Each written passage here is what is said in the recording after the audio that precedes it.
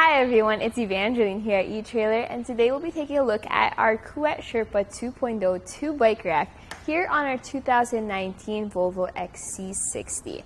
So this bike rack is a really good bike rack if, let's say, you do not have extra heavy electric bikes, you don't need that extra weight capacity, but you still want a good bike rack that can tilt away and offer the premium features you'd expect from a Kuat bike rack.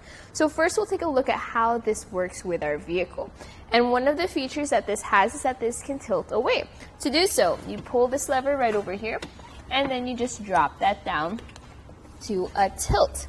And you'll want to do that if you want to access your hatch.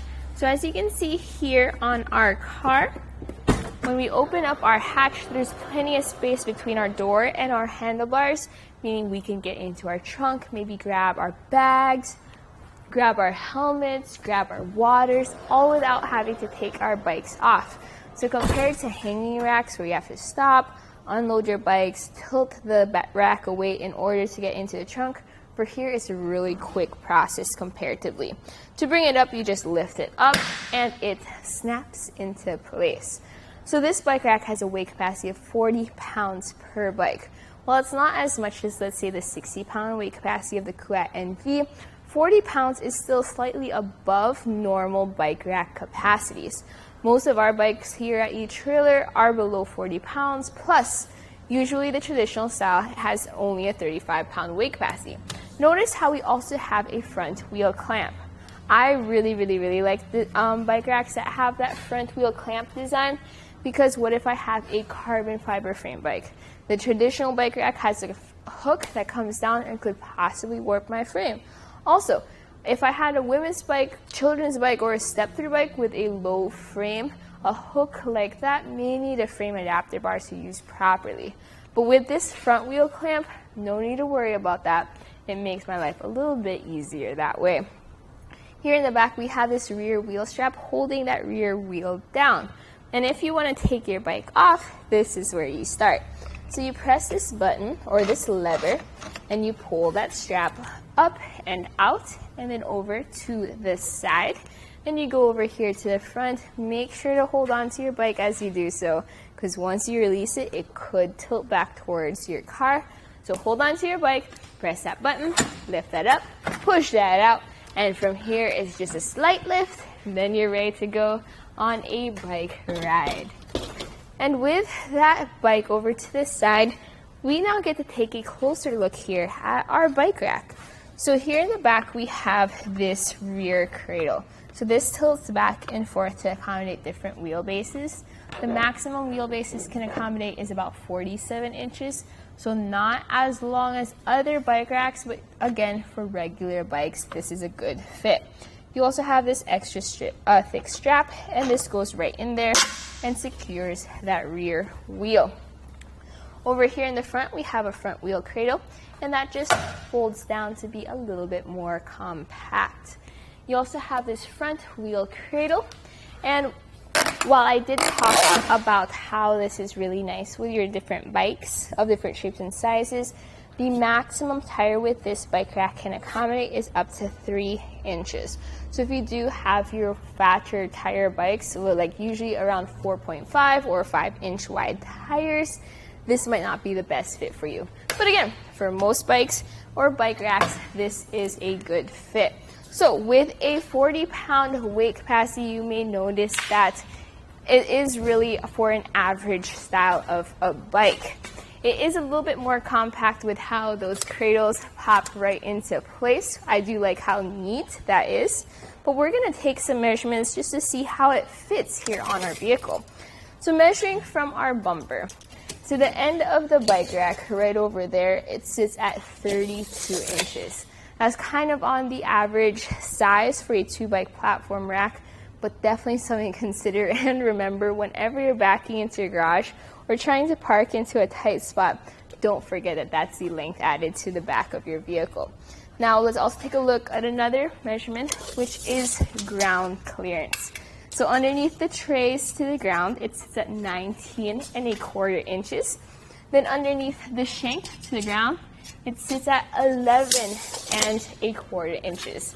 So ground clearance is very important whenever you go up steep inclines like driveways or hills. Your front will go up and your back will go down. So that's why you have this shank rise, because 11.5 right where the hitch receiver isn't the most ground clearance I've ever seen. So that shank rise is going to be nice because then your bikes are sitting a little bit higher up. Okay, let's take a look at another feature, which is that this can fold up into a more portable position. To do so, you pull this lever right over here and you fold that up behind your vehicle. We'll take some measurements again. Measuring from our bumper, and now the tray will sit at about 8 inches away from that bumper, but it does sit out a little bit further over here by that anti-rattle knob, and that's about 14.5 inches away from our bumper. Closest point is going to be from that bumper to that front wheel hook, and that's 3 3/4 inches away. So plenty of space between the two. No issues at all about this accidentally coming in contact with your car as you drive around. Also, with it being portable like this is ideal for, let's say you don't want to take your bikes out just yet, but you also don't want to take your bike rack off. You want it nice and portable. With it here folded up, taking a look at how this fits on our vehicle, our rear window is completely open, and our taillights are visible as well. Our backup camera is offset towards the passenger side, but it does sit up above the bike rack, so you will still be able to see the view behind your car through the camera. The license plate is slightly covered on the bottom by that hook, but nothing too obnoxiously in its way, kind of something that you usually see with your 4-bike platform racks. Now let's talk about how this sits in our hitch. So we have a 2-inch hitch receiver here on our vehicle, and this comes with a hitch pin and a lock. Now that lock is key to the cable lock that comes with this bike rack.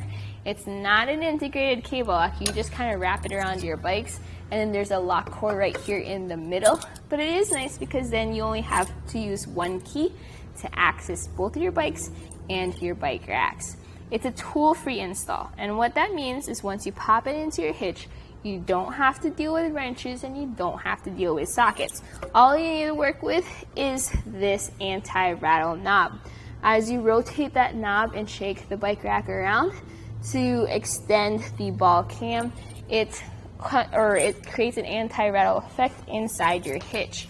So let's do a quick shake test. As I shake our bike rack to simulate the bumps and speed bumps and rattle of the road, I'm mainly moving the car at this point, showing how secure that fit is between the hitch receiver and the shank. You will still get some movement of your bikes, but that's really just from the road itself and not from a bad fit.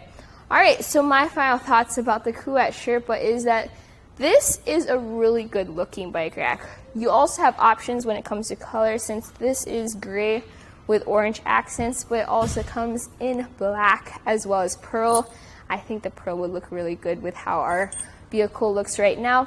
But not only does it look good, it functions well. If it's just you and your friend, or you guys want to go out for a bike ride and you need a 2-bike bike rack, this may be a good option for you.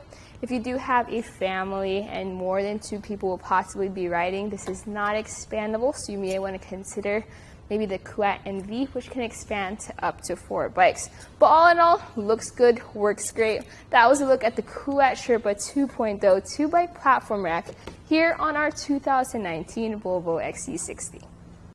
Here on our test course, we'll start by going through the slalom. This is going to show us the side-to-side action, which simulates turning corners or evasive maneuvers. Once we get to the alternating speed bumps, we'll see the twisting action. This will simulate hitting a curb or a pothole or driving over uneven pavement. Now lastly, we're going over some full speed bumps, and we can see here the up and down action, and this will just be like driving in and out of a parking lot, garage, or driveway. So we can see here how the bike rack moves with our truck.